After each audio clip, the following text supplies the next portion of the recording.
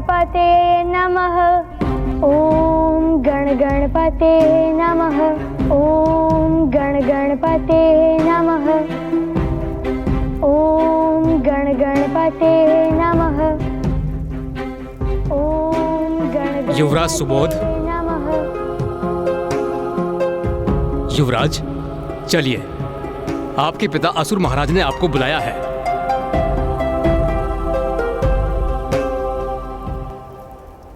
कितनी अद्भुत भक्ति है युवराज की, ज्ञात नहीं महाराज इस भक्ति के लिए युवराज को कितना भयंकर दंड देंगे। उस उद्दंड बालक सुबोध पर तनिक भी ममता उधेड़ने का दुस्साहस मत करना, क्योंकि मैं उसके भले के लिए ही उसके साथ इतनी कठोरता कर रहा हूं, समझी? माँ,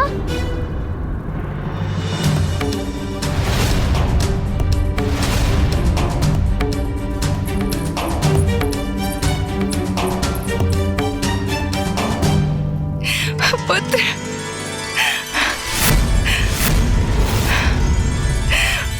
पुत्र। मूर्ख स्त्री तनिक भी नियंत्रण नहीं कर सकती स्वयं पर। मेरा सुबोध। प्रणाम माँ। दखिनी, मेरे आदेश का उल्लंघन मत करो। कोई आवश्यकता नहीं ऐसे अयोग्य पुत्र को स्नेह जताने की। प्रणाम पिताश्री। क्यों युवराज सुबोध, इस राजभवन की सुख सुविधाओं से दूर काल कोठरी रास आई तुम्हें? कल तो बहुत बड़ी बड़ी बातें कर रहे थे तुम, उस गणेश का गुणगान कर रहे थे। अब ज्ञात हुआ उनकी भक्ति से कैसे कष्ट प्राप्त होते हैं। एक अंधकारी कक्ष, भोजन का अभाव, निद्रा और विश्राम के लिए कठोर शिलाखंड। क्यों, इन सब से तृप्त हो गए तुम? हाँ पिताश्री, मैं तो अत्यंत तृप्त हूँ। कारागार का कक्ष तो राजभवन के कक्ष से भी अधिक सुखकर था, क्योंकि उसमें मेरे प्रभु गणेश जी के दिव्य ऊर्जा का समावेश था।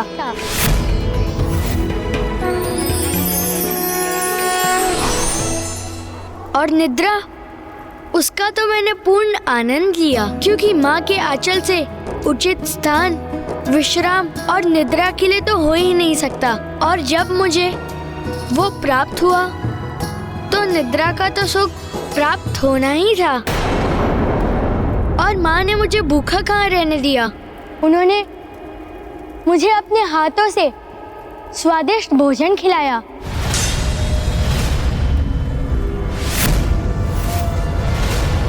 डाकिनी, क्या यह सत्य है? हाँ प्राणेश्वर, मुझे क्षमा कर दीजिए। जब मेरा भूखा पुत्र रात्रि में मेरे समक्ष आया तो अपने हृदय को नियंत्रण में रखने का भला क्या उपाय था। ऐसे में एक माँ अपने पुत्र को भोजन कैसे न कराती। सुबोध काल कोठरी से निकलकर राजभवन आया था, उसे आने किसने दिया?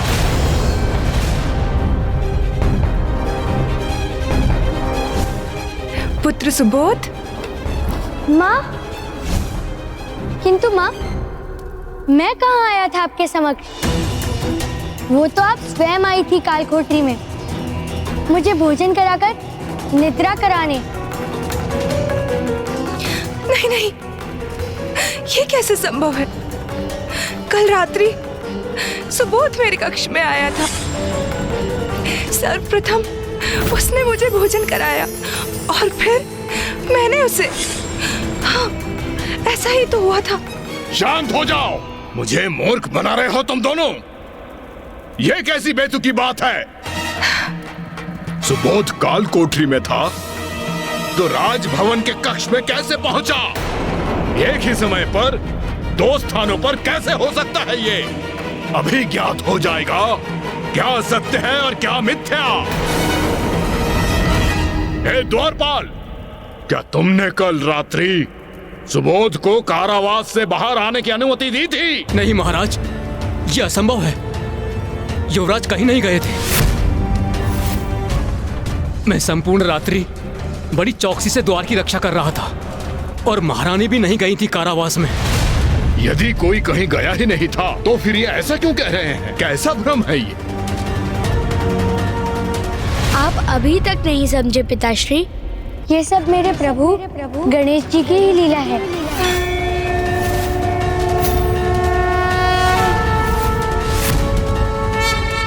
आपने देखा माँ, मेरे प्रभु कितने दयालु हैं। उनका हृदय कितना कोमल है। उनसे एक माँ की पीड़ा सहन नहीं हुई तो वो मेरा रूप धर कर आपको भोजन करवाने आ गए, और वो मुझे भूखा नहीं देख सके तो आपका रूप धरकर मेरे निकट मुझे भोजन खिलाने आ गए।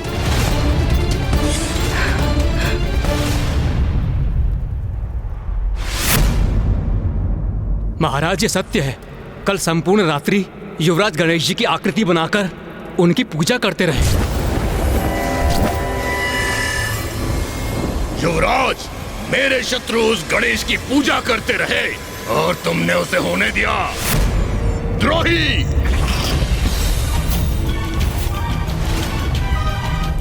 व्यर्थ है वो द्वारपाल, वो सैनिक जो मेरे ही राजभवन में मेरे शत्रु की पूजा होते देख उसे ना रोके। इस अपराध के दंड स्वरूप मैं तुम्हें मृत्यु दंड दूंगा। पिताश्री, इसमें इस द्वारपाल का कोई दोष नहीं।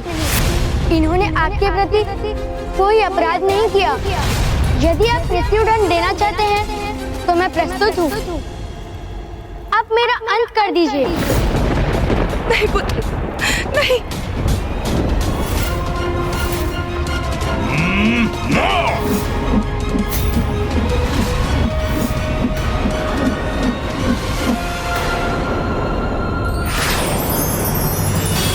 ओम गण गणपते नमः। ओम गण गणपते नमः। ओम गण गणपते नमः।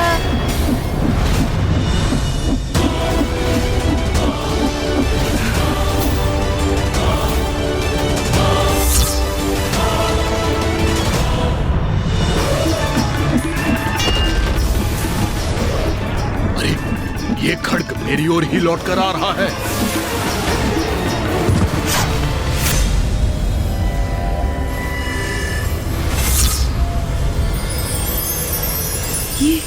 ये कैसी दिव्य अनोखी ऊर्जा का आभास हुआ मुझे मेरे भीतर। ऐसा क्या हुआ था मुझे? मूर्ख स्त्री, अपने पुत्र की रक्षा के लिए तुम अपने पति का वध करने को तैयार हो गई।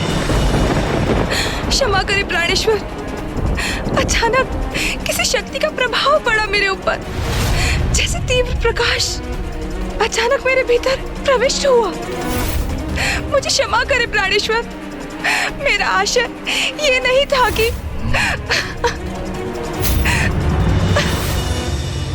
ये अवश्य गणेश जी का चमत्कार था।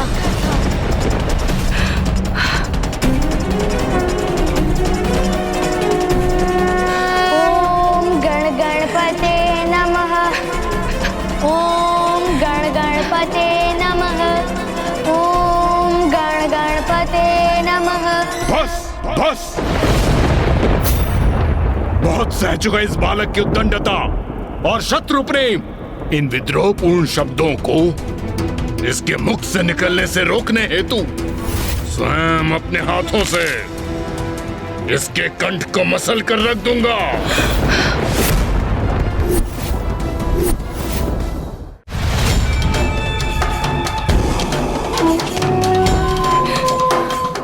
नहीं, प्राणेश्वर, क्षमा करे अपने पुत्र को। ये अनर्थ है। पिता अपने पुत्र का वध करेगा, ये सर्वथा अनुचित है। ए स्त्री, हट जा मेरे मार्ग से।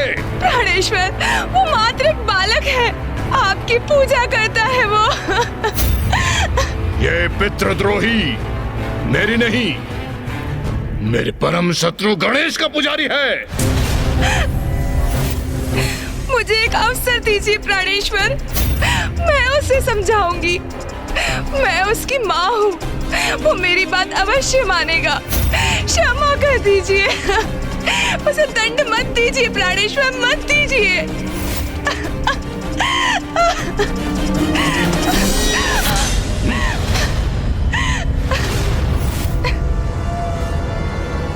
उचित है, एक अंतिम अवसर। जाओ, संध्या तक की अवधि का समय है तुम्हारे पास। समझाओ इसे, उस गणेश की भक्ति का परित्याग करे वो, अन्यथा अगली बार इस पर प्राणघातक वार करने से कोई नहीं रोक सकेगा मुझे।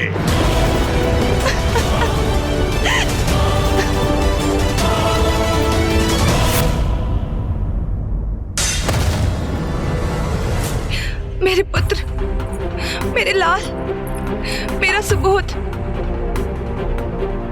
तुम्हारे पिता ने तुम्हें सदैव प्रेम दिया, अपार स्नेह दिया, सब कुछ दिया उन्होंने तुम्हें। त्रिलोक पर विजय प्राप्त की, किसके लिए पुत्र? तुम्हारे लिए ना पुत्र। तो फिर जो उन्हें अप्रिय है वो ही कर कर तुम उन्हें दुखी और क्रोधित क्यों कर रहे हो पुत्र? क्या तुम्हें तुम्हारे पिता से प्रेम नहीं?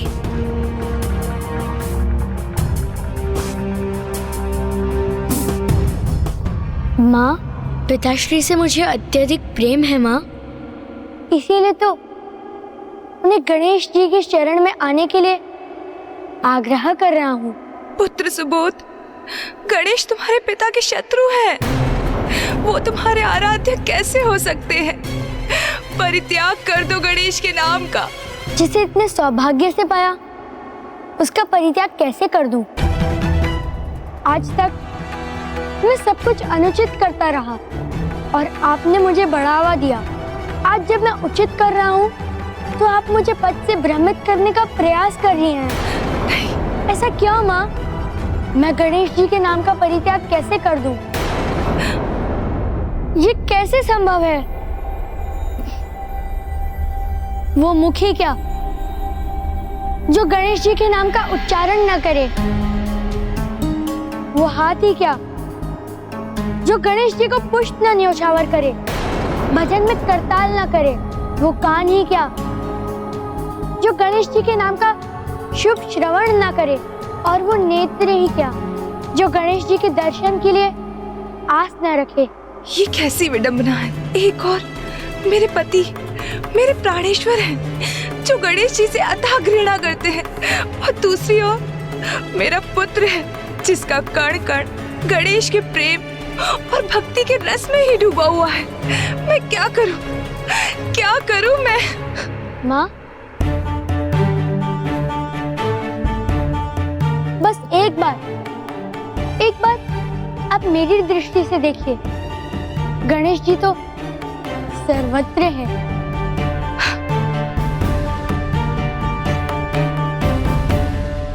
ओम गण गणपते नमः। ओम गण गणपते नमः। ओम गण गणपते नमः। ओम गण गणपते नमः।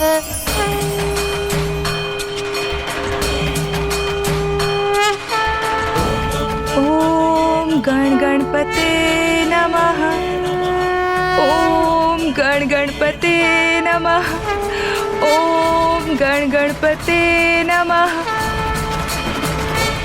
देखा माँ, मेरे प्रभु गणेश जी तो सर्वत्र व्याप्त है।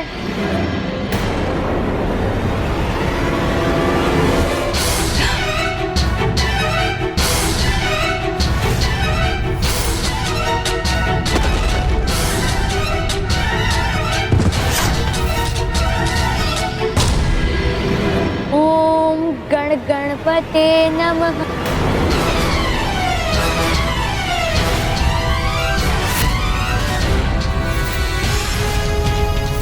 संध्या तक की अवधि का समय है तुम्हारे पास। समझाओ इसे कि गणेश की भक्ति का परित्याग करे वो, अन्यथा अगली बार इस पर प्राण घातक वार करने से कोई नहीं रोक सकेगा मुझे। माँ, मुझे ज्ञात है कि आपको मेरी चिंता है, किंतु उसकी कोई आवश्यकता नहीं है, क्योंकि गणेश जी मुझे कुछ नहीं होने देंगे। वो मेरी रक्षा करेंगे माँ। वो गणेश जी ही थे जिन्होंने राजसभा में मेरे पुत्र की रक्षा की, अर्थात संकट मेरे पुत्र को नहीं, मेरे पति को है। यदि मैंने कुछ नहीं किया तो मेरे श्वशुर जी के समान गणेश जी मेरे पति का भी वध कर देंगे। माँ, आप कहाँ जा रही हैं? सहायता प्राप्त करने। ऐसी परिस्थिति में अब केवल वही हैं जो मेरी सहायता कर सकते हैं।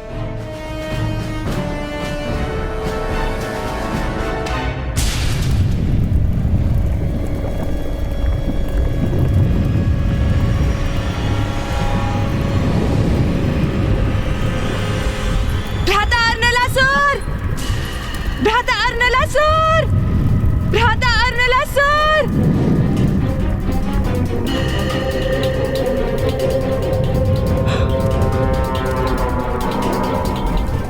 भ्राता अर्नलासुर!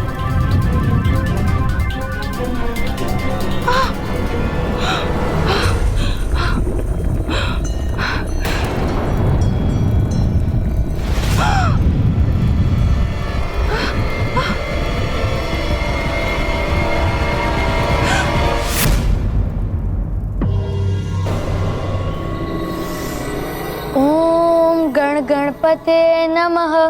मेरा तो आपसे भी अनुरोध है कि आप सभी प्रकार के मोह के बंधनों से मुक्त हो जाइए, त्याग दीजिए ये सब और गणेश जी की भक्ति में लीन होकर देखिए।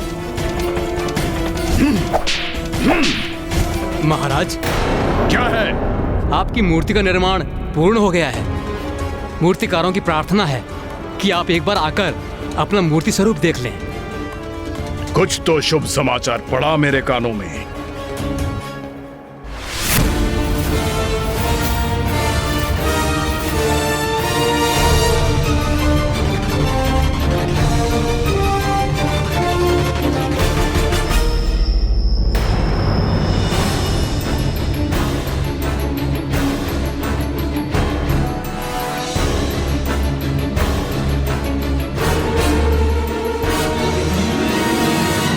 ये क्या मेरा पुत्र सुबोध है? प्रतीत होता है जैसे युवराज कुछ पुष्प भूमि पर रख रहे हैं। वो तो मुझे भी दिखाई दे रहा है मूर्ख, किंतु वो क्यों कर रहा है ऐसा?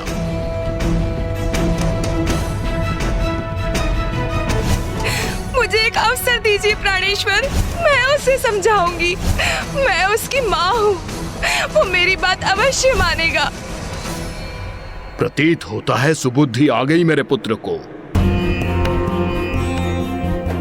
डकिनी ने उसे गणेश भक्ति से उन्मुख कर ही दिया। देखो देखो, मेरा पुत्र मेरी ही मूर्ति की पूजा कर रहा है, मेरे चरणों में फूल निछावर कर रहा है। आहा आहा हा हा हा।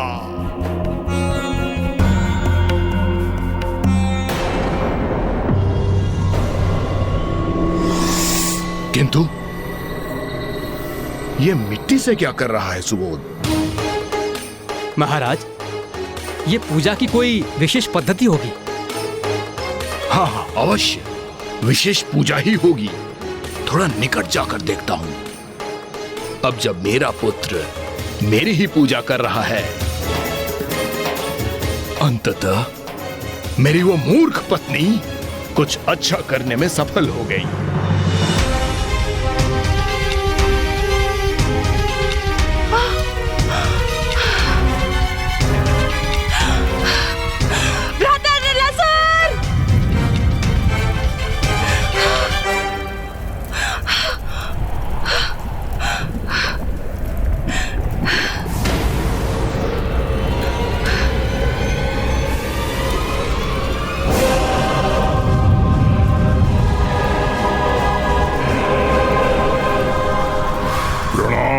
दकिनी, भ्राता अर्नलासुर, मुझे आपकी सहायता चाहिए।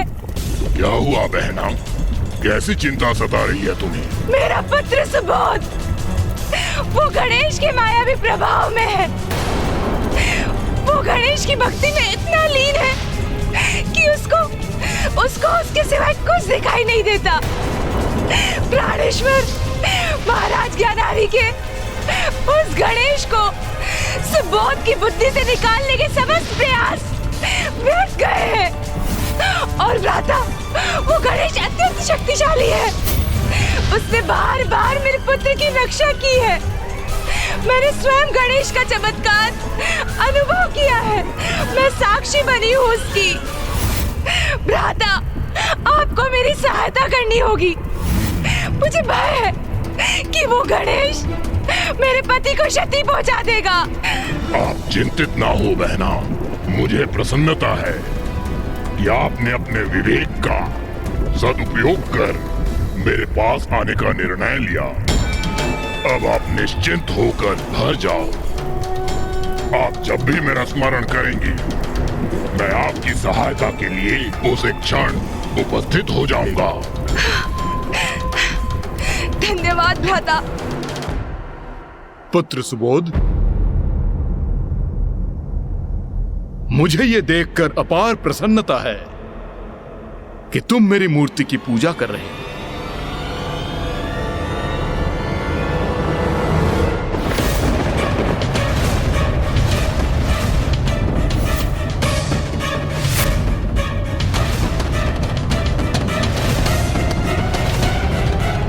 पिताश्री, मैं आपकी नहीं गणेश जी की पूजा कर रहा हूँ।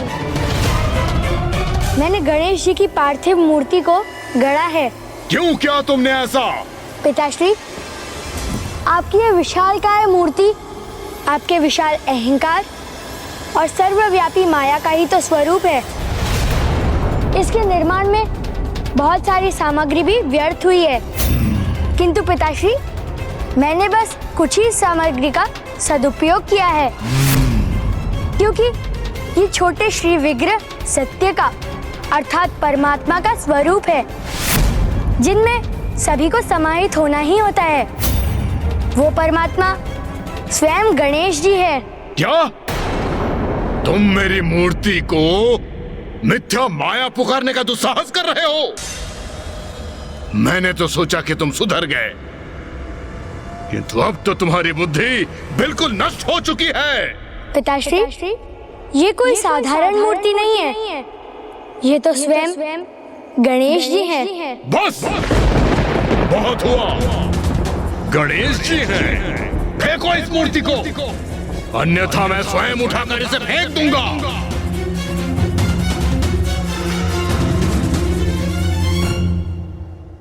पिताश्री, आपके समक्ष स्वयं गणेश जी खड़े हैं और आप इन्हें मूर्ति समझने की भूल कर रहे हैं। इन्हें फेंकना तो दूर, इनकी इच्छा के बिना कोई इन्हें उठा भी नहीं सकता है। इतना विश्वास है तुम्हें अपने गणेश पर? ओम गण गणपते नमः। मूर्ख बालक, मैं अभी तुम्हारे इस विश्वास को खंडित कर देता हूँ। ओम गण गणपते नमः।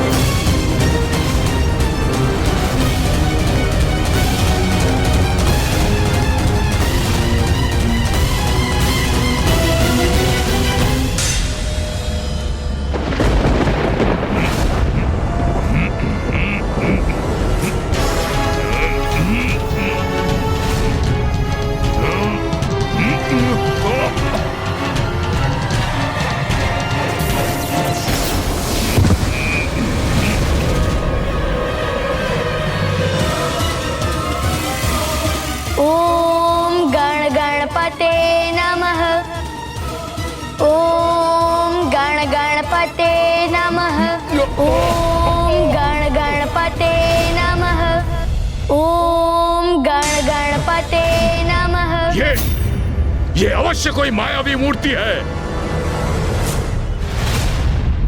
मायावी नहीं पिताश्री, ये तो शक्तिशाली मूर्ति है।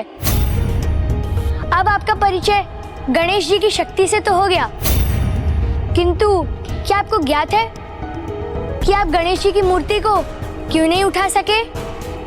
क्योंकि उन तक पहुंचने के लिए आपको अपना अहंकार त्यागना होगा। इनके समक्ष आपको पूर्ण समर्पण करना होगा।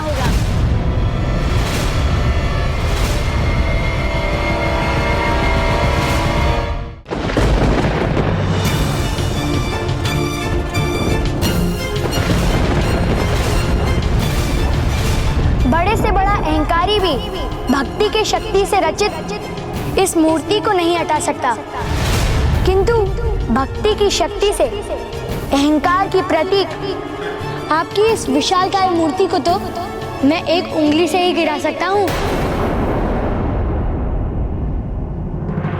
कोई मायावी शक्ति मेरी इस मूर्ति का अहित करना तो दूर, इसे हिला भी नहीं सकती।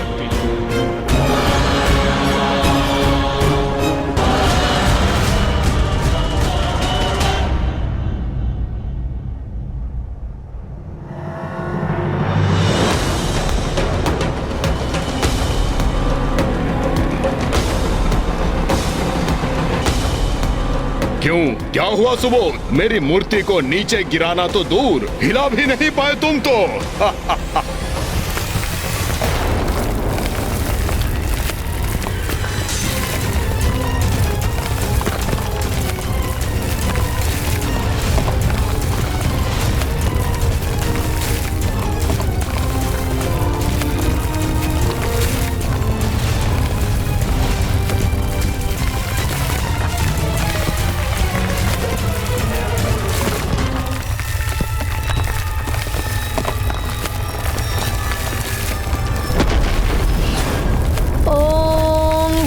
गणपते नमः।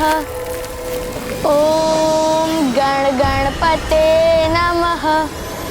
ओम गणपते नमः।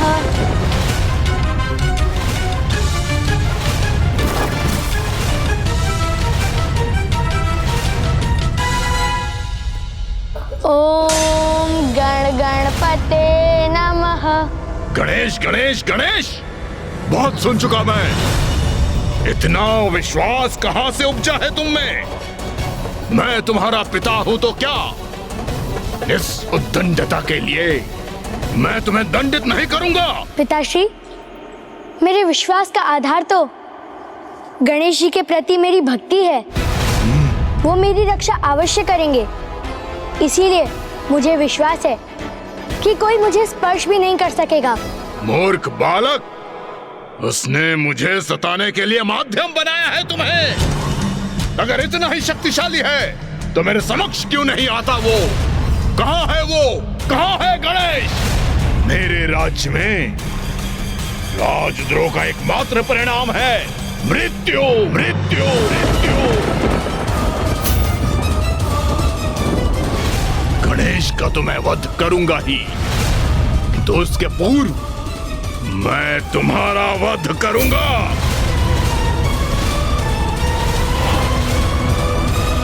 पिताश्री, आप भले ही त्रिलोक के अधिपति हैं, किंतु मृत्यु तो आप भी प्रदान नहीं कर सकते, क्योंकि इस संसार में जो भी होता है इनके इच्छा अनुसार ही होता है। अच्छा, अभी तक तो तुम्हारा गणेश तुम्हारी रक्षा के लिए प्रकट नहीं हुआ, और सुन लो, वो आज भी तुम्हारी रक्षा करने नहीं आएगा।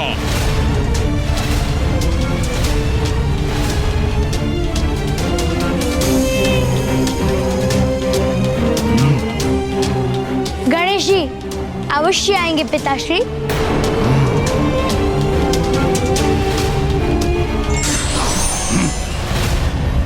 अच्छा, तो अभी देख लेते हैं। गणेश, तुम जहां भी हो वहीं से देखो। मैं त्रिलोक विजेता जानरी आज तुम्हारे सबसे बड़े भक्त का वध करने जा रहा हूं। आओ, साहस है? मुझसे इसकी रक्षा करो। आओ गणेश। गणेश, आओ।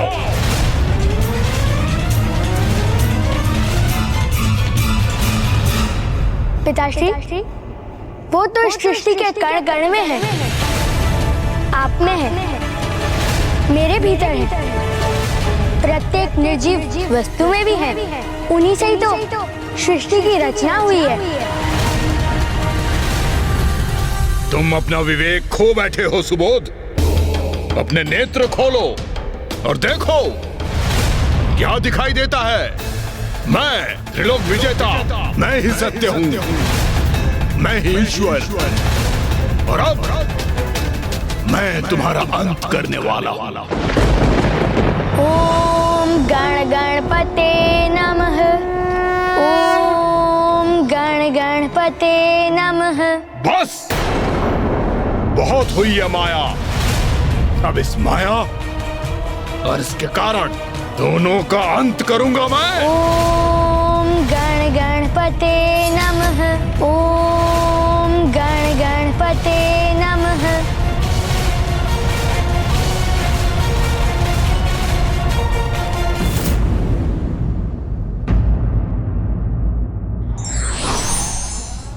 ईश्वर की भक्ति के समक्ष बड़े से बड़ा अहंकारी भी तुच्छ हो जाता है। गणेश, आज तुम्हारे सबसे बड़े भक्त का वध करने जा रहा हूं। आओ, साहस है तो मुझसे इसकी रक्षा करो। ये तुम्हारे छिपे बैठे रहने का समय नहीं है। आओ गणेश, आओ, आओ गणेश, आओ।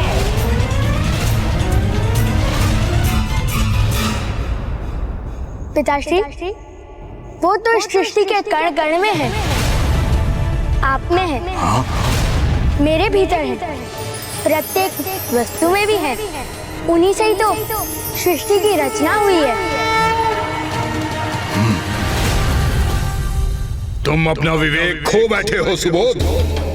अपने नेत्र खोलो और देखो क्या दिखाई देता है। मैं त्रिलोक विजेता, त्रिलोक अधिपति, ज्ञानरी, मैं ही सत्य हूँ, मैं ही ईश्वर, और अब मैं तुम्हारा अंत करने वाला हूँ। कहाँ है तुम्हारा गणेश? क्या वो कहीं वायु से अचानक प्रकट होगा? मूर्ख! ओम गण गणपते नमः, ओम गण गणपते नमः। बस, बहुत हुई है माया। अब इस माया और इसके कारण दोनों का अंत करूंगा मैं। ओम गण गणपते नमः, ओम गण गणपते नमः, ओम गण गणपते नमः, ओम गण गणपते नमः। मूर्ख उद्दंड बालक, अब अपनी मृत्यु के लिए तत्पर हो जाओ।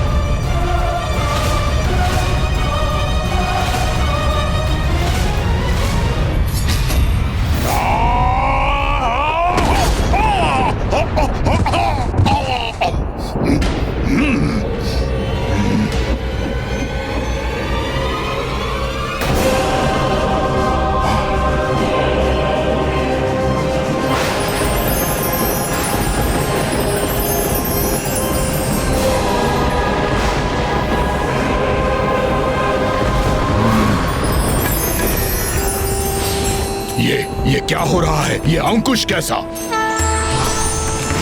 महोदर इति ख्यातो ज्ञान ब्रह्म प्रकाशकः। गणेश जी, मेरे आराध्य गणेश जी। वाहनगः स्मृतः। तो तुम हो जिसने मेरे पुत्र को भटकाया है।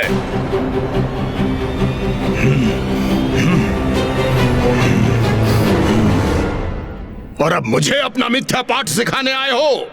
मिथ्या नहीं, जो सत्य है उसी का पाठ तुम्हें सिखाने का समय आ गया है ज्ञानारी। हमने तुम्हें घृणा और हिंसा की विरक्ति से मुक्त करने का प्रयास कर सुपथ पर लौटने का अवसर दिया।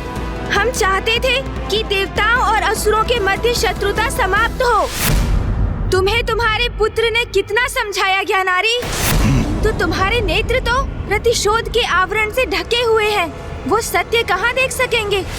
तुमने ना ही मात्र देवताओं का अपमान किया, अपितु तुम एक निरंकुश राजा, अहंकारी पति और निर्मम पिता की भूमिका भी निभाई। तुम जैसे क्रूर, दूषित और अहंकारी राजा तो केवल मृत्यु का ही भागी है, और अब तुम्हारी अति क्षमा योग्य तो कदापि नहीं।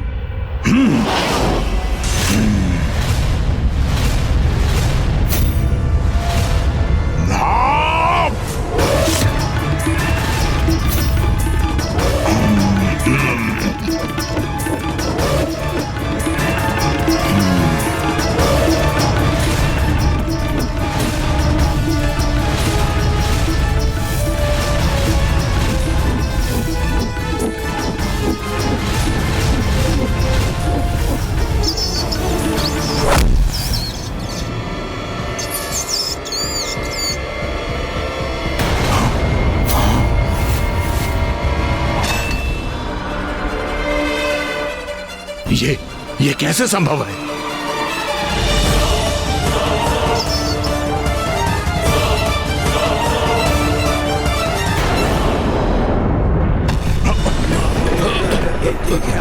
ज्ञान ब्रह्म प्रकाशकः आसुरस्य शत्रुर्वैवाहुर्वाहनगः स्मृतः ॐ गजाननं भूतागणाधिसेवितम् कपित्थजम्बुफलचारुभक्षणम्। इसके प्रभाव से तो पृथ्वी ही खंडित हो रही है। ईश्वर पाद पंकजम्।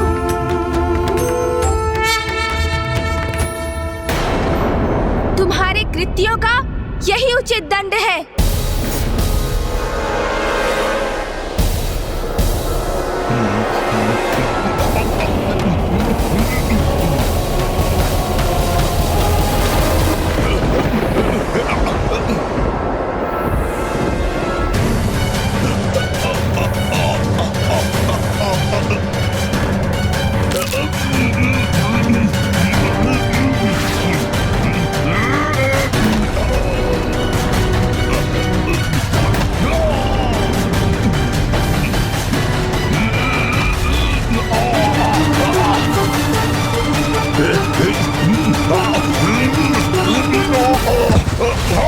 पिताश्री,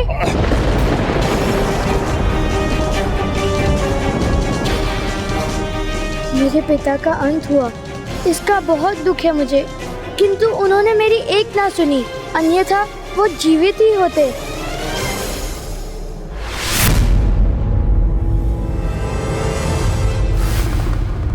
पिताश्री, गणेश ने अपने रौद्र महोदर रूप में वध कर दिया उस असुर का। हाँ कुमार कार्तिकेय, गणेश जी ने एक बार पुनः हम सबको एक बहुत बड़े संकट से बचा लिया। अब हम उनका पुनः धन्यवाद कर अपने अपने लोग लौट सकते हैं। हाँ, अब ज्ञानेरी रूपी मां संकट का विनाश जो हो गया है। अभी नहीं, संकट अभी पूर्ण रूप से मिटा नहीं। प्राणेश्वर! प्राणेश्वर!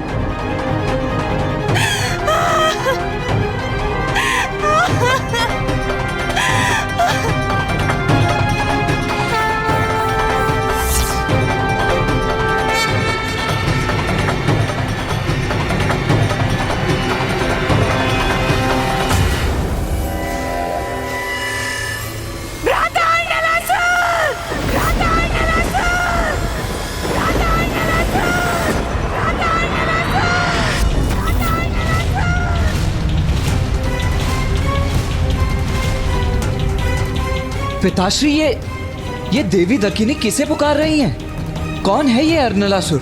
देवी दकिनी ने अपने मुंह बोले भ्राता अर्नलासुर का आह्वान किया है। अब ये प्रसंग भी उजागर होने वाला है पुत्र कार्तिकेय। अभी तो गणेश का क्रोध भी शांत नहीं हुआ है। दकिनी का इस असुर को बुलाना कहीं अग्नि में घृत डालने का कार्य न कर दे।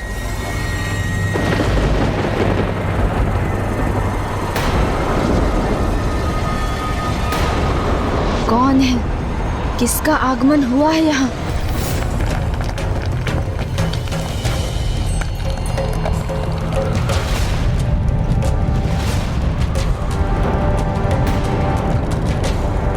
अब मेरा भ्राता अर्नलासुर तुमसे मेरे पति के वध का प्रतिशोध लेगा गणेश।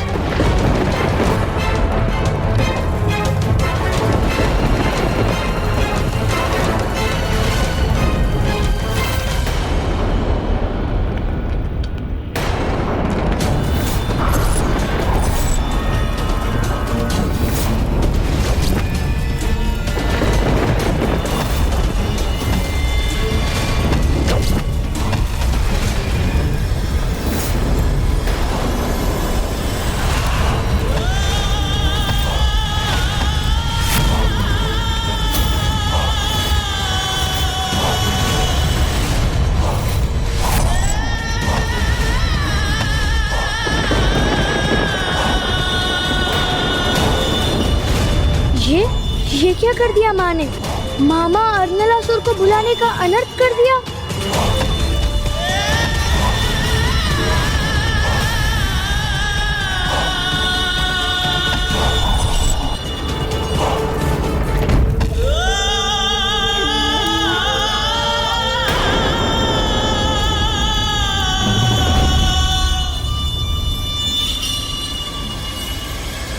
अब ये कौन है?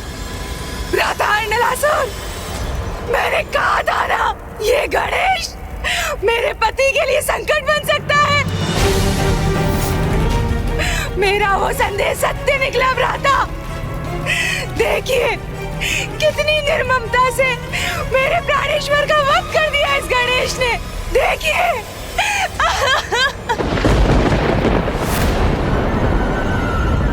बहन दकिनी, जब मैं यहाँ आ ही गया हूँ तो तुम्हारे पति की निर्मम हत्या का प्रतिशोध अवश्य लूंगा। कौन है ये अर्नलासुर जो उस दुष्ट ज्ञानरी के अंत का प्रतिशोध लेने आ पहुंचा है? मैं अभी जाकर उसका अंत कर देता हूं। पुत्र कार्तिकेय, मुझे विश्वास है पुत्र गणेश इस अर्नलासुर का सामना करने का भी सामर्थ्य रखता है। हाँ पुत्र कार्तिक, इस समय गणेश अत्यंत विस्फोटक मनोस्थिति में।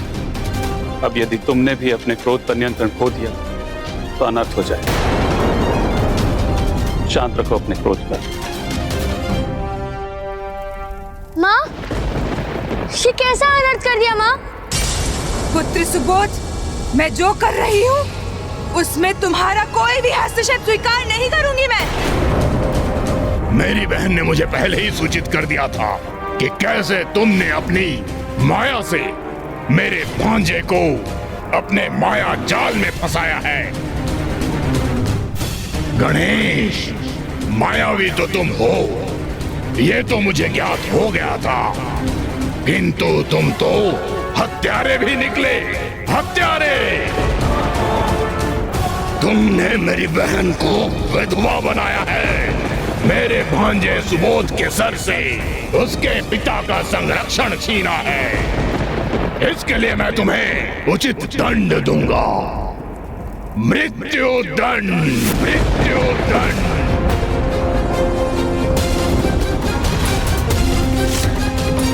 दंड दोगे मुझे? तो आओ, तो आज देख ही ले कैसे दंड देते हो तुम मुझे।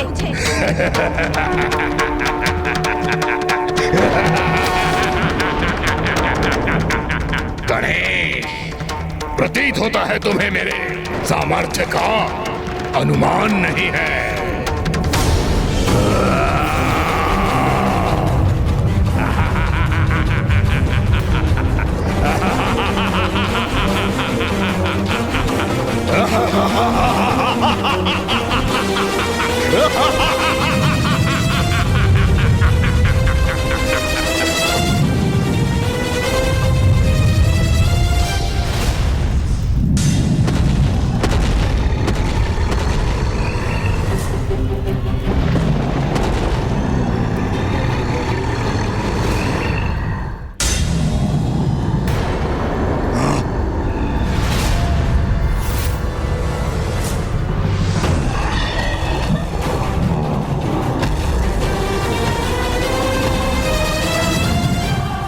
मामा जी अपनी शक्ति से अनेकों अग्नि असुरों को उत्पन्न कर रहे हैं। उनकी मारक शक्ति का सामना करना होगा गणेश जी को।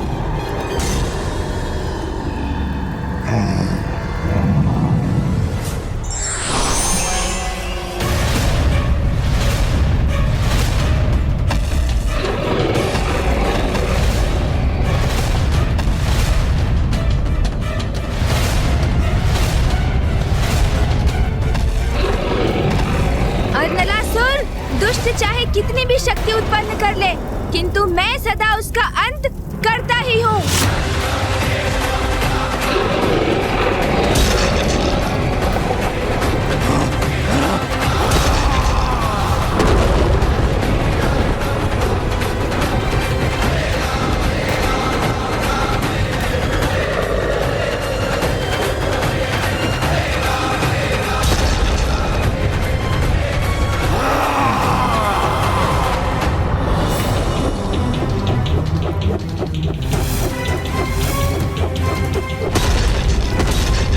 सत्य है, प्रभु गणेश जी के समक्ष कोई अधर्मी शक्ति नहीं टिक सकती। अभी तो युद्ध आरंभ हुआ है गणेश, आज तुम्हारा अंत होकर रहेगा। लो, अब मेरा ये वार सहो।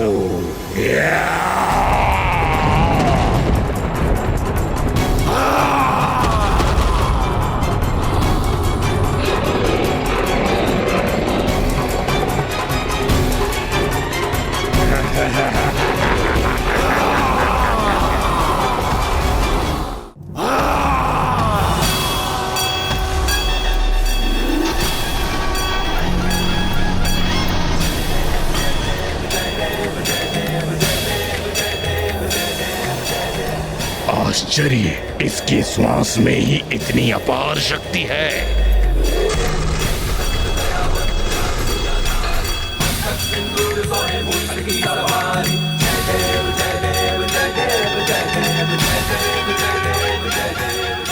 मैं तुम्हें चेतावनी दे रहा हूँ, इस समय में क्षमाशील नहीं।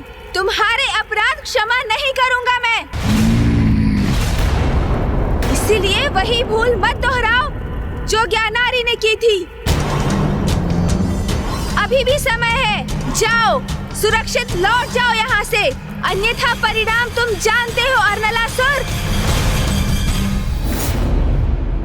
पिताश्री, गणेश का हृदय तो हम सभी देवताओं में सबसे अधिक कोमल है।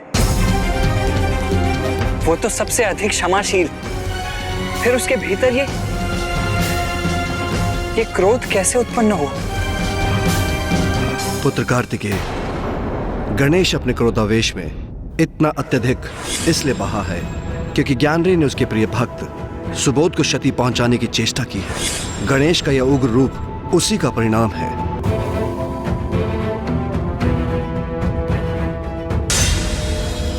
भ्राता, मैंने आपसे सहायता की याचना की है, अब अपना कर्तव्य निभाइए। इस मायावी गणेश ने मेरे प्राणेश्वर की हत्या की है, उसको दंडित कीजिए।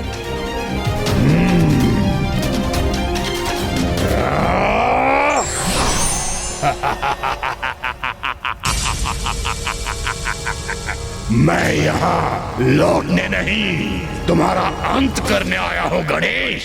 अंत करोगे मेरा? तुम मेरा अंत करोगे? तो आओ, प्रयास करके देख लो।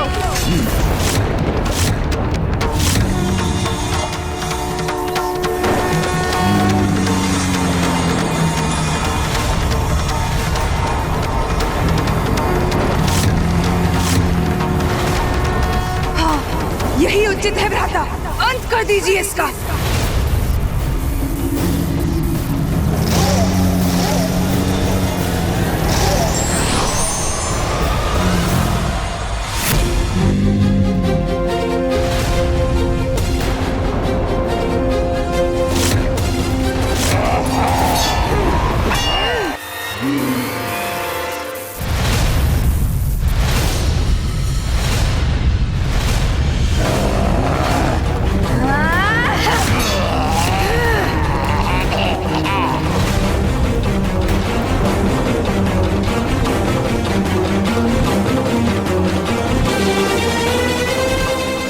दुष्ट ने अपनी श्वास से ही मुझे पीछे धकेल दिया।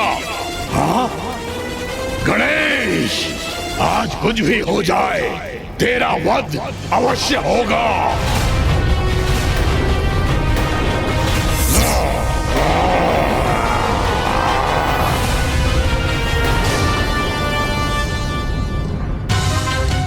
ये दुष्ट असुर छल युक्त वार कर रहा है गणेश पर।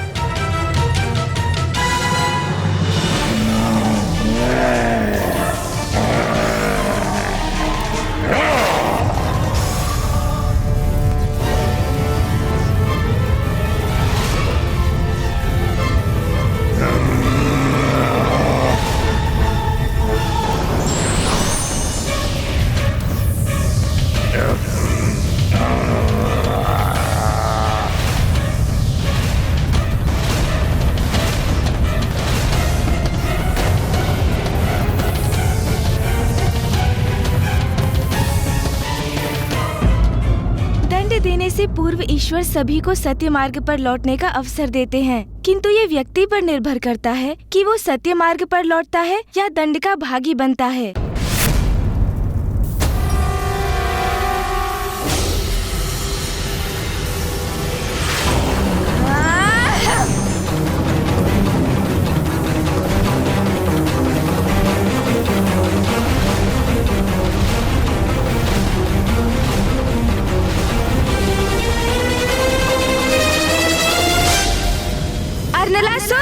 मूर्खता कर रहे हो तुम।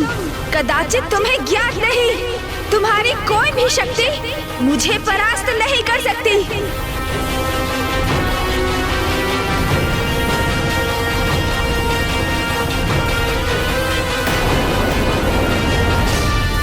तुम मेरा अंत करना चाहते हो ना, किंतु अपने क्रोध में इतने विवेक शून्य हो गए हो तुम कि ये भी भूल गए कि यदि मैं मार्ग से हट गया तो तुम्हारी ये अग्नि वर्षा तुम्हारी बहन और तुम्हारे भांजे अर्थात मेरे भक्त सुबोध को भस्म कर देगी। किंतु मैं अपने भक्त को कोई क्षति नहीं पहुंचने दूंगा।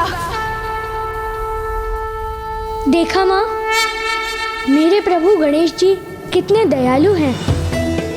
आपने जिन गणेश जी को हानि पहुंचाने के लिए मामा जी को बुलाया था, वही गणेश जी ने मामा जी की शक्ति के वार से आपकी और मेरी रक्षा की है।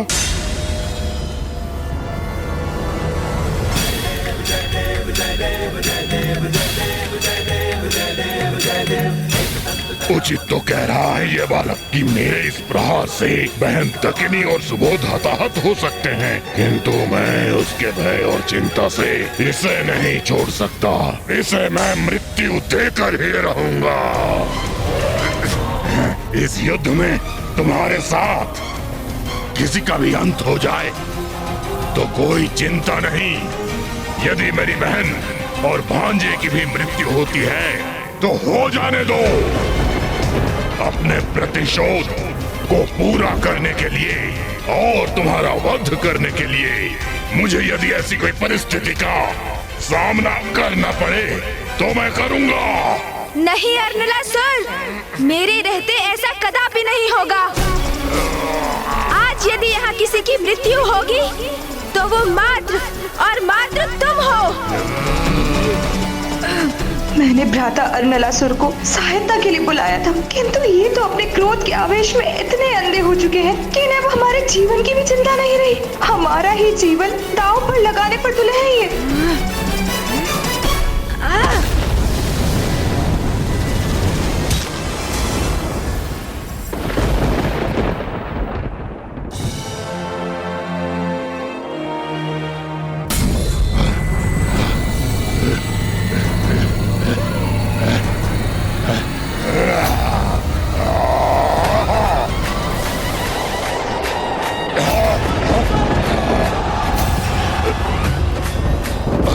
इसने तो मेरा खड्ग ही छीन लिया।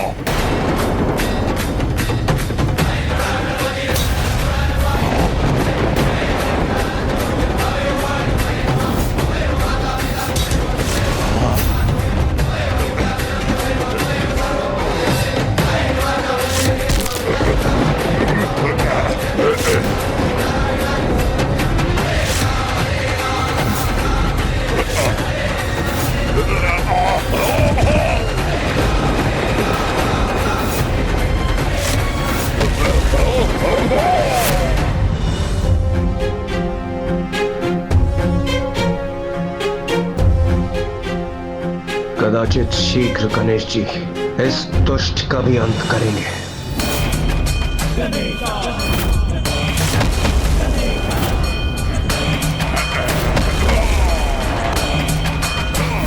दुष्ट, तुम्हें चेतावनी दी थी ना मैंने, कहा था ना जहाँ से आए हो वहाँ लौट जाओ, किंतु तुम फिर भी मुझसे युद्ध करने पर स्थित रहे।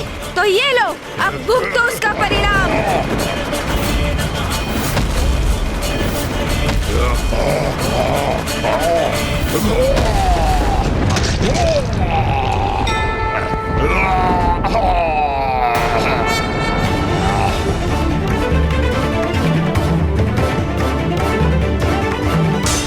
देवी दकिनी, आपको मात्र इतना समझ में आया कि मैंने आपके पति का वध किया।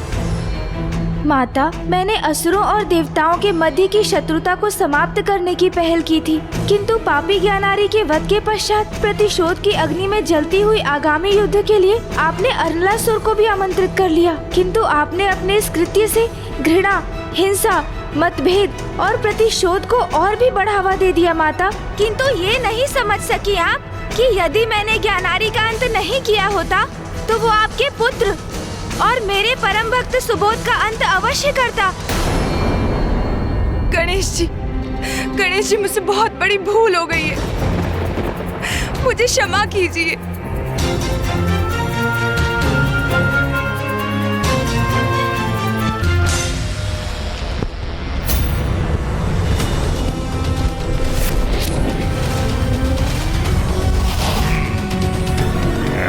प्रभु, वो देखिए।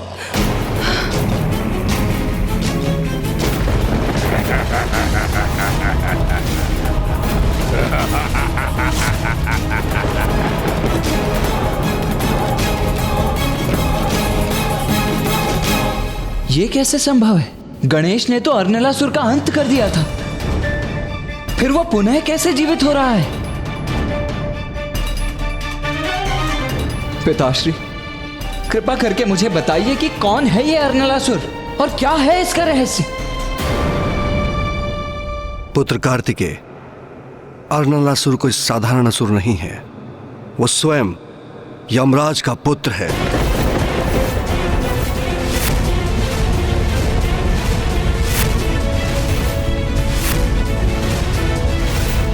यमराज का पुत्र अरनलासुर? ये आप क्या कह रहे हैं पिताश्री?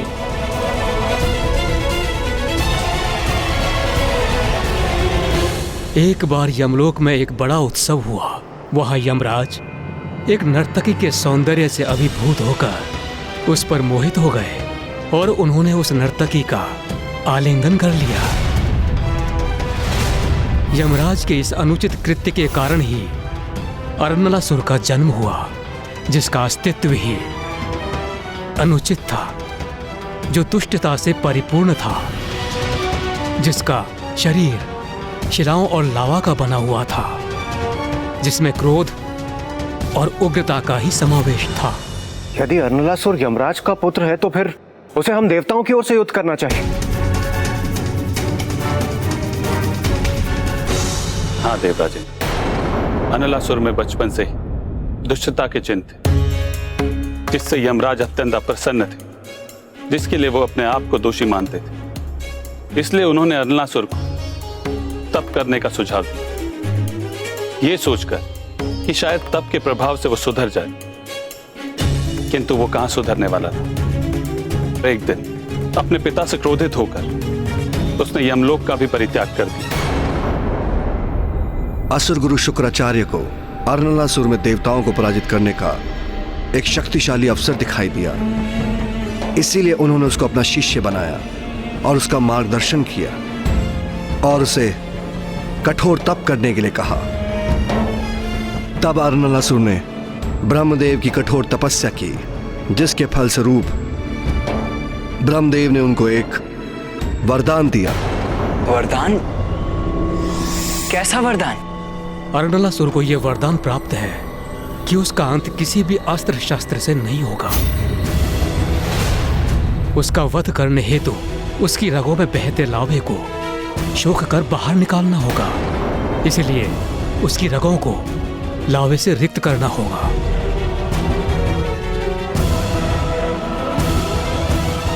गणेश उसका अंत करने में सक्षम कैसे होगा? क्या हुआ गणेश? तुम्हें क्या लगा तुमने मेरा वध कर दिया? आओ ज्ञानरी नहीं हूं मैं। मेरा अंत असंभव है, असंभव है। नलासुर, जो परम ब्रह्म के अवतार है वही जन्म और मृत्यु के चक्र से परे है। अमर है तो वो है पिता श्री महादेव, माँ आदि शक्ति, श्री हरि नारायण, ब्रह्मदेव, मेरे भ्राता कार्तिकेय और माता के आशीर्वाद से स्वयं मैं। किंतु समय आने पर देवी देवताओं के पुण्य का भी क्षय होना निश्चित है। इसीलिए इस भ्रम में कदापि मत रहना कि तुम्हारा अंत नहीं हो सकता।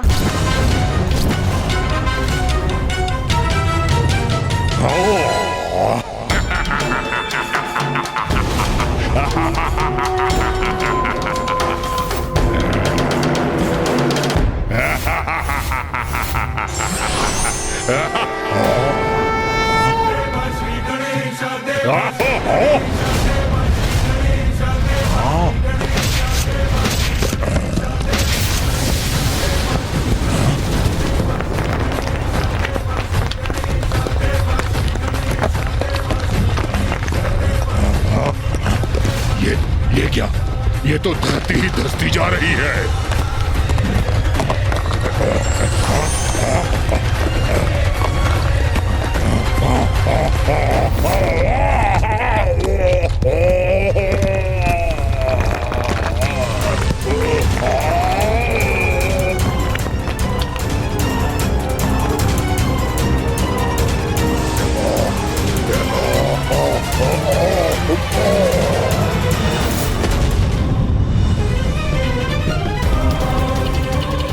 कदाचित ये दुष्ट नलासुर पुनः अपना शीश नहीं उठा सकेगा।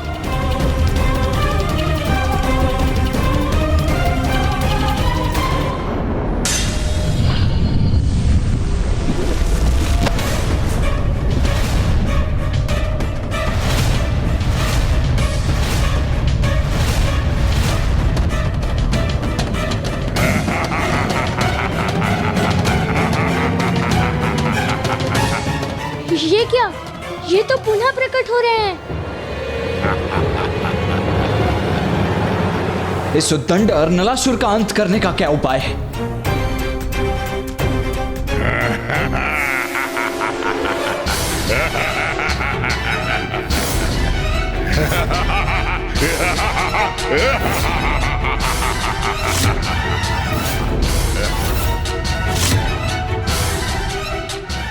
आश्चर्य, मेरे इतने प्रहार के पश्चात भी इस पर कोई प्रभाव नहीं पड़ा। इसका अर्थ है कि अर्नलासुर का वध मेरे परशु प्रहार से नहीं हो सकता।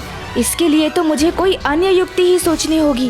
कहा था तुम्हें कि मेरा अंत असंभव है। मेरा वध तुम नहीं कर सकते। असंभव है मेरा वध करना।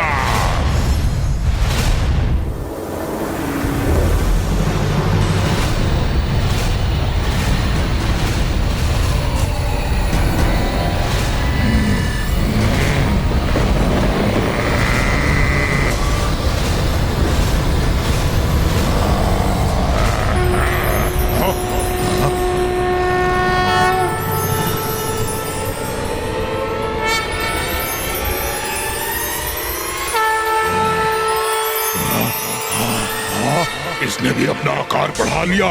अर्नलासुर, तुम्हारा ये विश्वास है ना कि तुम अमर हो? ये तुम्हारी सबसे बड़ी भूल है। यदि मैं तुम्हारा वध नहीं कर सकता तो तुम्हें अब अपना आहार अवश्य बनाऊंगा मैं।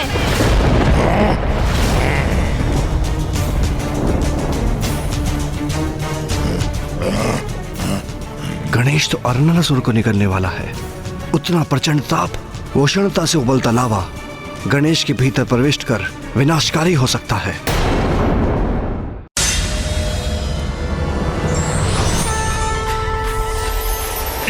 ये क्या कर रहा है?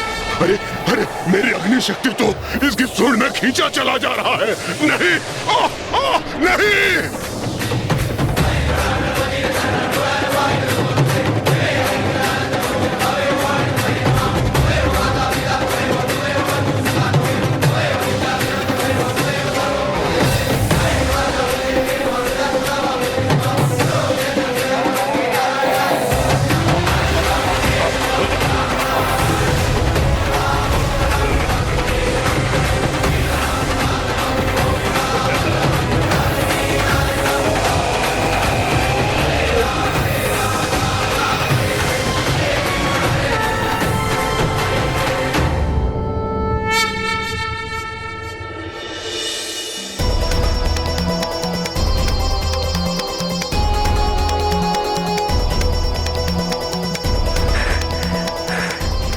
अंततः गणेश ने अर्नलासुर का अंत करने का उपाय ढूंढ ही लिया। मेरे विचार से हम सभी को वहां जाकर गणेश जी का धन्यवाद करना चाहिए। उचित कह रहे हैं इंद्रदेव, हमें तत्पश्चात चलना चाहिए। प्रणाम प्रभु। प्रणाम प्रभु।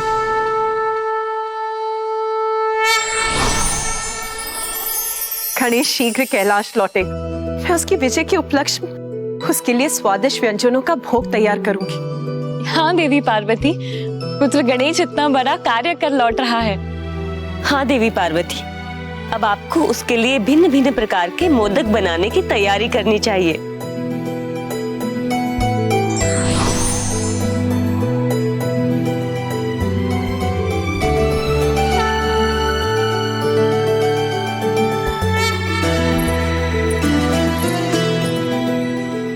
संकट अभी पूर्ण रूप से टला नहीं है। पार्वती नंदन गणेश जी की जय। प्रथम पूज्य गणेश जी की जय। पार्वती नंदन गणेश जी की जय।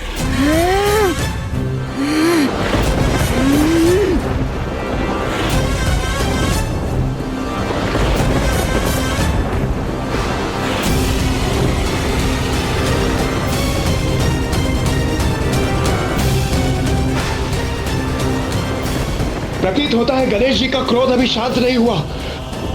हमें उनके क्रोध को शांत करने का उपाय ढूंढना होगा। गणेश, शांत हो जाओ। इंद्रदेव सर्वथा उचित कह रहे हैं। गणेश को किसी भी प्रकार शांत करना ही होगा, किंतु उसका क्या उपाय है?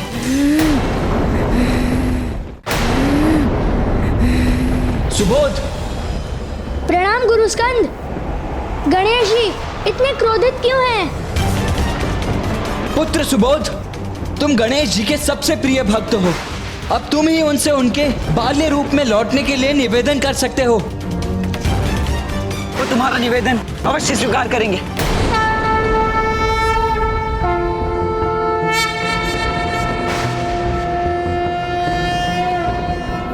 महोदर इति ख्यातो ज्ञान ब्रह्म प्रकाशकः मोहसुरस्य शत्रुर्वै आखुवाहनगः स्मृतः। ॐ गजाननं भूतां गणाधिसेवितं कपित्थजम्बूफलचारुभक्षणम् उमासुतं शोकविनाशकारकं नमामि विघ्नेश्वरपादपङ्कजम्।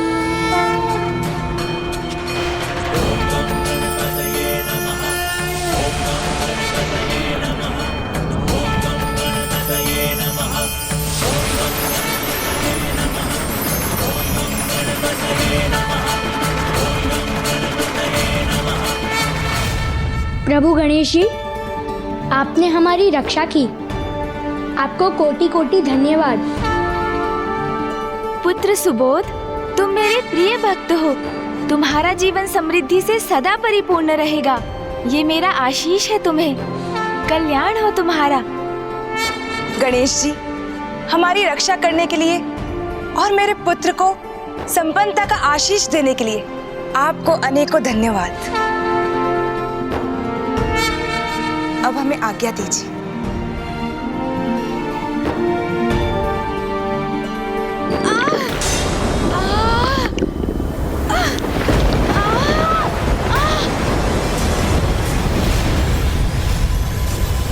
नहीं, कुछ नहीं। प्रतीत होता है मुझे भूख लगी है। प्रथम पूज्य गणेश जी, अनलासुर का अंत कर सृष्टि की रक्षा की, आपको कोटि कोटि धन्यवाद। आपकी कृपा से ही हम ज्ञानरी और अर्नलासुर के संकटों से मुक्त हुए हैं प्रथम पूज्य गणेश जी। आपकी इस कृपा के लिए हम सभी देवताओं की ओर से आपको कोटि कोटि धन्यवाद। प्रथम पूज्य गणेश जी की जय। प्रथम पूज्य गणेश जी की जय। प्रणाम गुरुदेव। आयुष्मान भव पुत्र।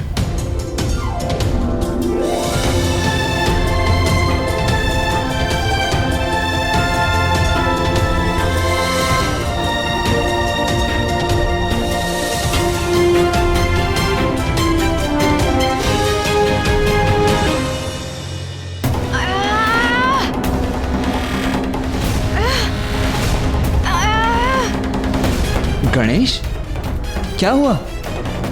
तुम कुशल तो हो ना?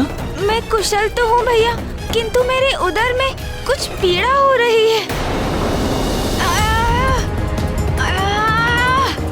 गणेश! भैया, मेरा स्वास्थ्य बिगड़ रहा है। मुझे इतनी उष्णता का अनुभव क्यों हो रहा है? गणेश!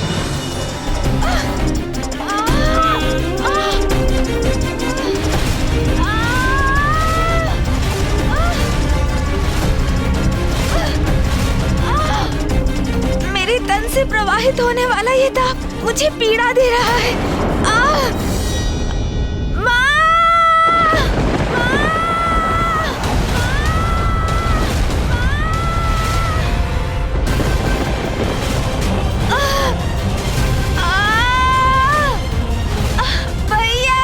गणेश तो अपार संकट में है। भैया, अब ये पीड़ा मेरे लिए असहनीय हो रही है और नहीं सहन हो रही मुझसे ये पीड़ा। भक्त की रक्षा के लिए ईश्वर स्वयं कष्ट उठाने से नहीं हिचकिचाते, पर आवश्यकता है सच्ची भक्ति की।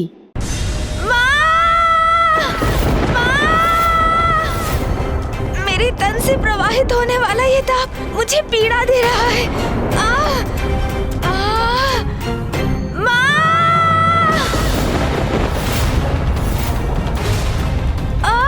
गणेश तो अपार संकट में है।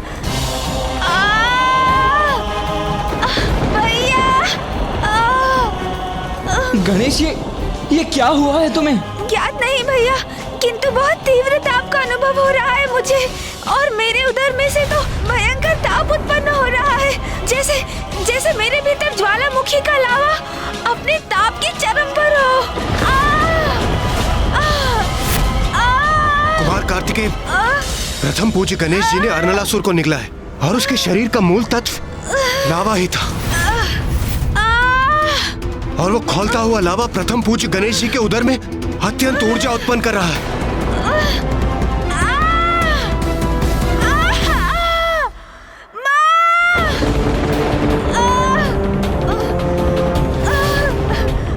गणेश पीड़ा से माँ को पुकार रहा है।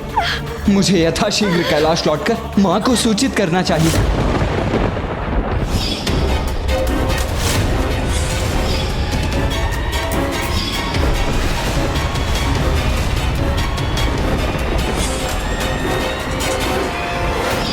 माता पार्वती गणेश जी को इस अवस्था में देखेंगी तो वो आवेशित हो उठेंगी, और माता पार्वती के क्रोध से तो संसार परिचित ही। हम देवता भी उनके क्रोध के प्रभाव से रक्षित नहीं हो पाएंगे। नहीं कुमार कार्तिकेय, क्या माता पार्वती को इस विषय में बताना उचित होगा? मेरे विचार से वो व्यर्थ में ही चिंतित हो जाएंगे। हम इस स्थिति पर नियंत्रण पा सकते हैं। आप देखिए, शीघ्र प्रथम पूज्य गणेश जी एकदम कुशल हो जाएंगे। हाँ, इंद्रदेव सर्वथा उचित कह रहे हैं। माँ को व्याकुल करने का कोई भी लाभ नहीं। हम है ना, हम गणेश को संभाल लेंगे।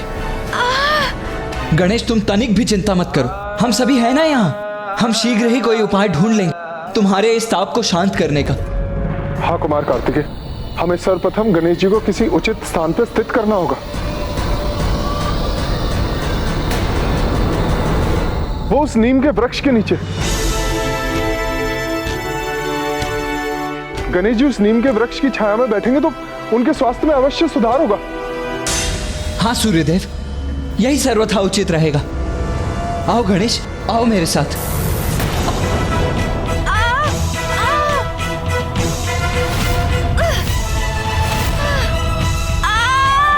इतना प्रचंड ताप जिसने मुझे भी प्रभावित कर दिया। क्या हुआ कुमार कार्तिकेय? गणेश तो भीतर बाहर जैसे पूर्ण रूप से तप रहा है। उसके तन से उत्पन्न होने वाली यह उष्णता इतनी अधिक है कि उसका स्पर्श करने पर उसका प्रचंड ताप मुझे भी अनुभव हुआ।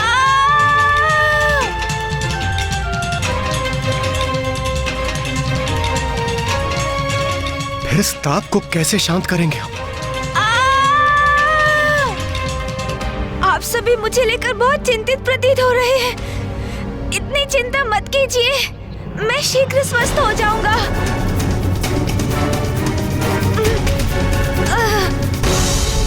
गणेश जी! नहीं भैया,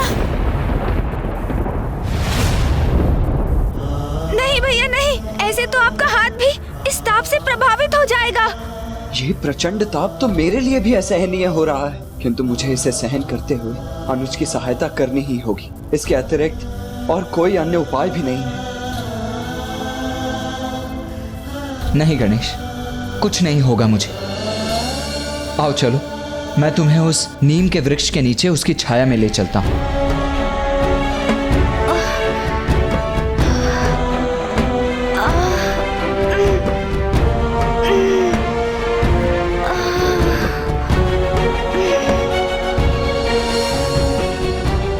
कदाचित यहाँ गणेश जी को थोड़ी शांति प्राप्त होगी। नीम वृक्ष की छाया का शीतल प्रभाव कुछ तो लाभ अवश्य करेगा। आओ अनुज गणेश, यहाँ पर अपना स्थान ग्रहण करो।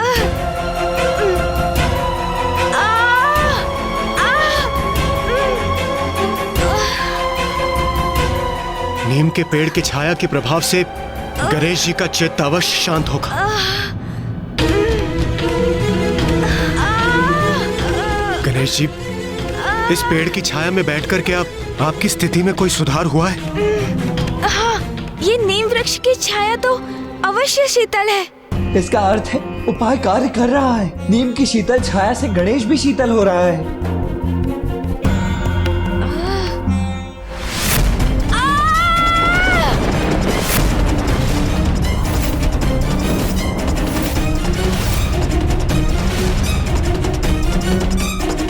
नहीं, मेरी स्थिति में तनिक भी सुधार नहीं है भैया।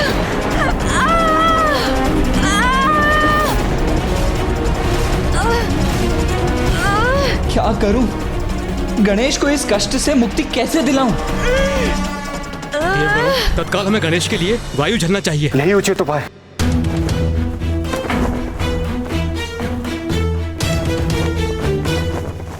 ये आप सब क्या कर रहे हैं? जब मैं स्वयं वायुदेव यहाँ उपस्थित हूँ तो ये कार्य करने की आपको क्या आवश्यकता है? वायुदेव तो सर्वथा उचित कह रहे हैं। आइए वायुदेव। आप सब पीछे हट जाइए, मैं अभी शीतल वायु प्रवाहित करता हूँ। हाँ, उचित है।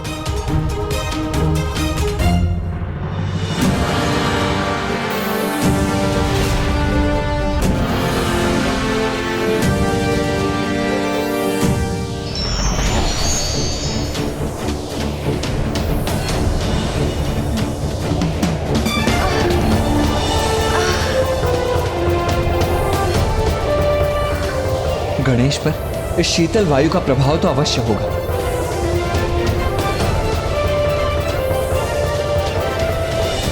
प्रतीत होता है ये युक्ति सफल हो रही है। मेरी शीतल पवन गणेश जी को अवश्य उनके भीतर के ताप से रक्षित करेगी। अब मैं ऐसी शीतल वायु उत्पन्न करूंगा जो उन्हें सभी ओर से घेर लेगी।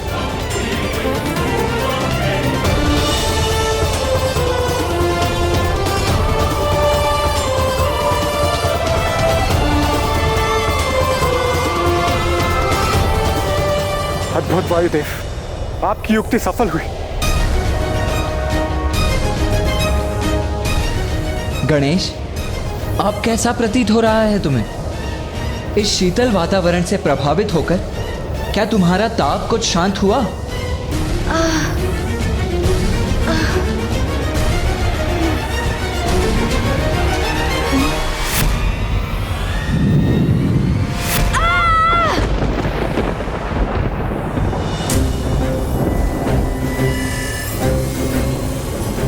मेरी शीतल वायु का प्रभाव भी नष्ट हो रहा है। ये हिमकंद भी पिघल रहे हैं।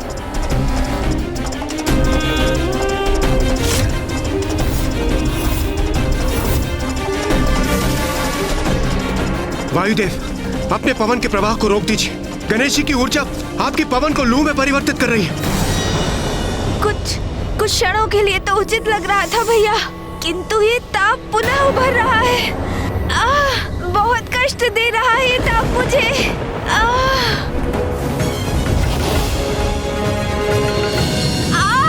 नहीं, मैं गणेश को इतनी पीड़ा में नहीं देख सकता। हमें गणेश के भीतरी ताप को शांत करने के लिए कोई ना कोई उपाय करना ही होगा।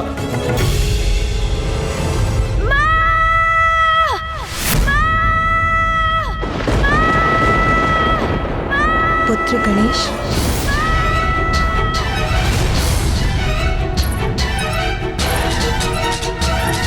माता, क्या हुआ माता?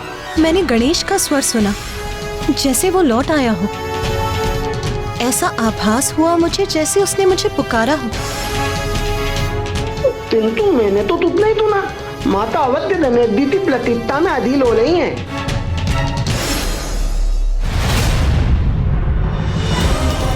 यदि उमा को ज्ञात हो गया कि गणेश का उदर अर्नलासुर के लावा से भरा है, तो वो अत्यंत व्याकुल एवं उग्र हो जाएंगी। मुझे ही गणेश की कुशलता का कोई उपाय करना होगा, और जब वो पूर्ण रूप से स्वस्थ होकर कैलाश लौट आएगा, तब हम उमा को इस घटना का विस्तृत विवरण दे सकते हैं। चंद्रदेव,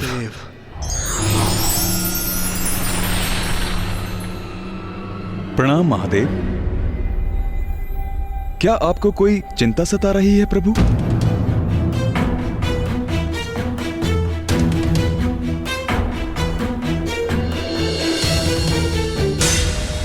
मेरे भीतर का ताप मुझे शांत नहीं होने दे रहा है भैया। मैं क्या करूं इस विकट स्थिति से? अनुज गणेश को कैसे निकालूं मैं? कुमार कार्तिकेय, मुझे विश्वास है अग्निदेव होने के नाते मैं गणेश जी के भीतर की अग्नि और तपते लावा को नियंत्रित कर सकता हूं। हाँ, यही उचित है। गणेश, तुम स्थिर होकर बैठे रहो। अग्निदेव तुम्हारे भीतर के लावा को नियंत्रित करने का प्रयास कर रहे हैं, ठीक है? हाँ, उचित है। आइए अग्निदेव।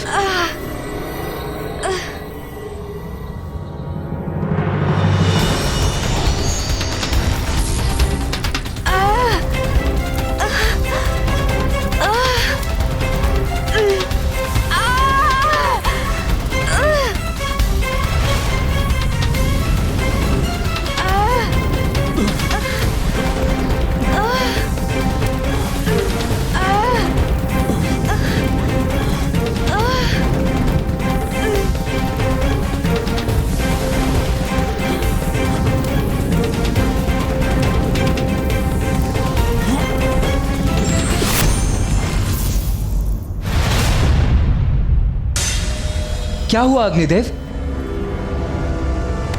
कुमार कार्तिकेय, इस अग्नि और लावा को वश में करना मेरे लिए संभव नहीं है,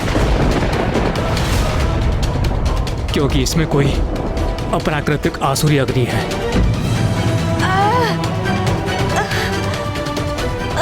तो फिर क्या करें हम? गणेश को इस पीड़ा से मुक्ति दिलाने की अब क्या युक्ति शेष है?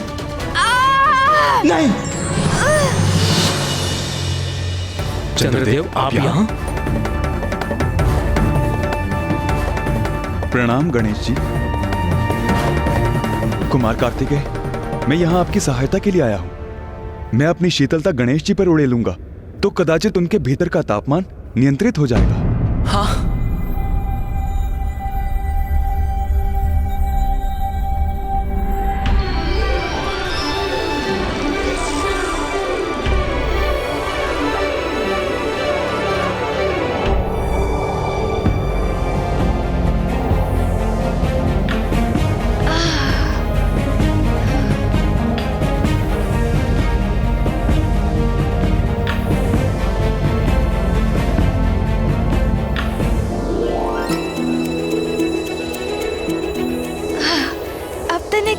कुशल अनुभव कर रहा हूँ।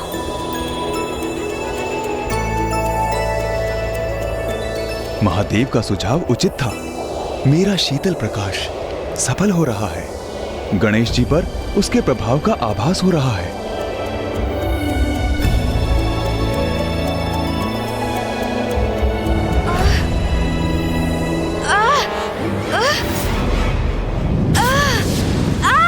देवगण बचिए!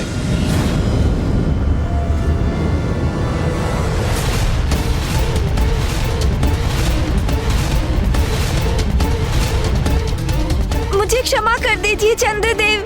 मुझे ऐसा प्रतीत हुआ जैसे लावा मेरे मुख से बाहर निकलकर विस्फोट उत्पन्न करने जा रहा था। मैं स्वयं को रोक नहीं सका। आप कुशल तो है ना? गणेश जी, मैं तो सर्वथा कुशल हूँ, किंतु दुख मात्र इस बात का है कि मेरा शीतल प्रकाश आपको शीतलता प्रदान करने में असमर्थ रहा।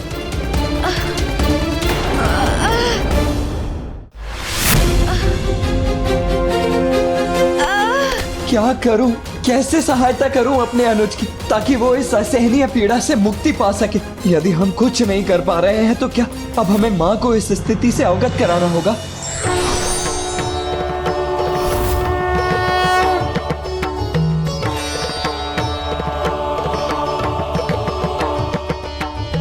पिताश्री, ये देखिए ना गणेश को क्या हो गया।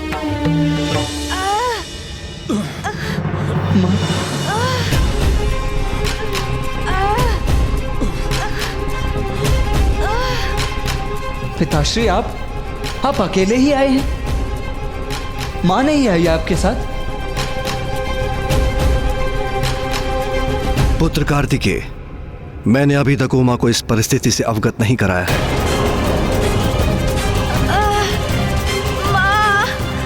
उचित ही किया महादेव ने, अन्यथा माता पार्वती की प्रतिक्रिया तो विध्वंसक भी हो सकती थी। उचित ही किया पिताश्री। मां गणेश की पीड़ा नहीं सह पाती। वो अवश्य व्याकुल और क्रोधित हो उठती। और वैसे भी अब आप आ गए हैं तो इस समस्या का समाधान भी निकल आएगा और सब कुछ यथावत भी हो जाएगा। पुत्र, हमें गणेश की भीतर की उष्णता का उपचार औषधियों से करना होगा। ऐसी औषधियां जो उसके उदर को भीतर से ही शीतलता प्रदान करें। अर्थात पिताश्री, हमें देव चिकित्सक अश्विनी कुमारों का आवाहन करना चाहिए।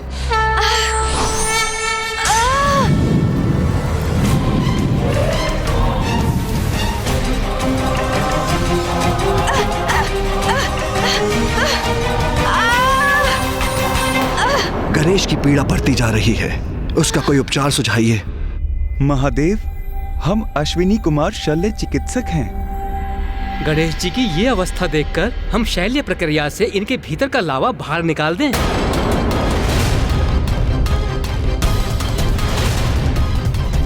शैल्य प्रक्रिया?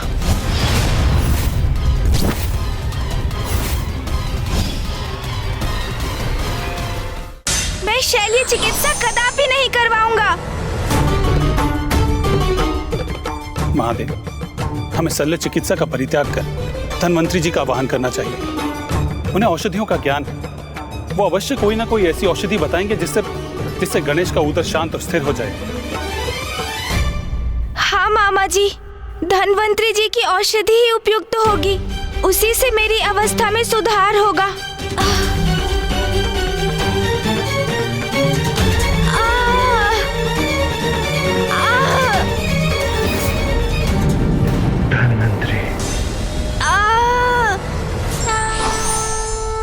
आप अपना हाथ सीधा कर सकते हैं क्या?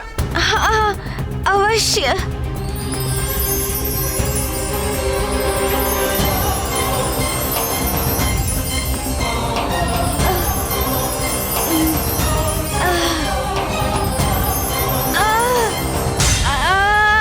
गणेश जी का तापमान तो बहुत अधिक है। इनके भीतर का लावा उबल रहा है। धनवंतरी जी, अब आप ही कोई उपचार कीजिए।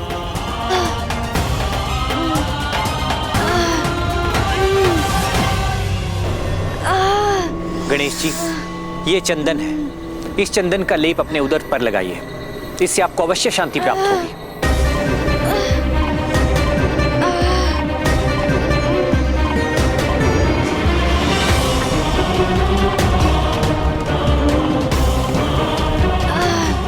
गणेश, अब कैसा प्रतीत हो रहा है तुम्हें?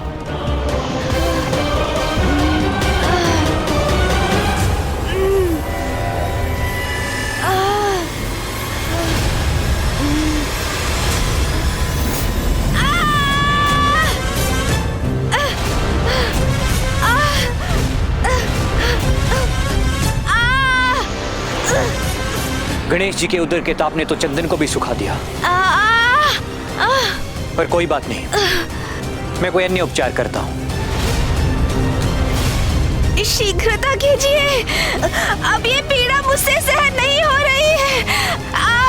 ये ताप तो बढ़ता ही जा रहा है। माँ!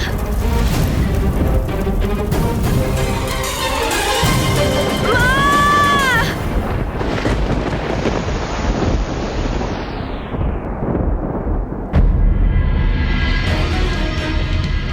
आकाश में ये लालिमा क्यों छा रही है? पुत्र गणेश और पुत्र कार्तिकेय को तो अब तक लौट आना चाहिए था, फिर उन्हें इतना समय क्यों लग रहा है? गणेश जी, ये लौकी और केवड़े का रस है। हम इसे आप पर छिड़केंगे, जिससे आपको अवश्य शांति प्राप्त होगी।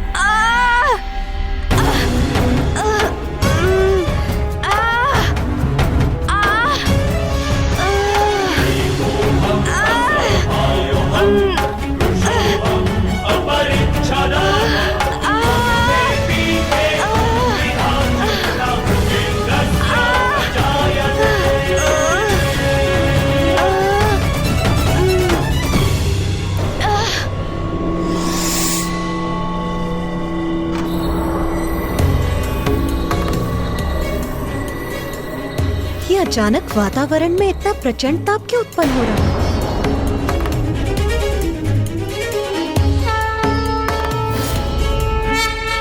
धन्वंतरी जी, इससे तो कुछ भी नहीं हो रहा है। ये बूंदें तो मेरे तन पर तनिक भी नहीं टिक रही है। मेरे तन का स्पर्श करते ही सूखकर वाष्प बन रही है। स्थिति और भी गंभीर होती जा रही है।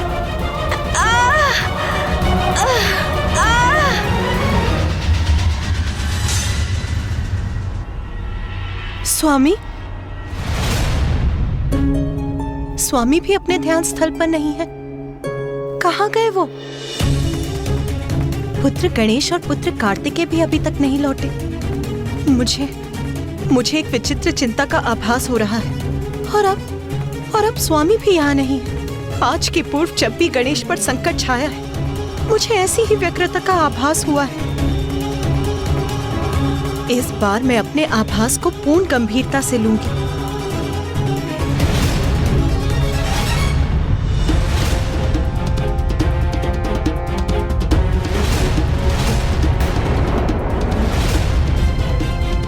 माँ! पुत्र गणेश,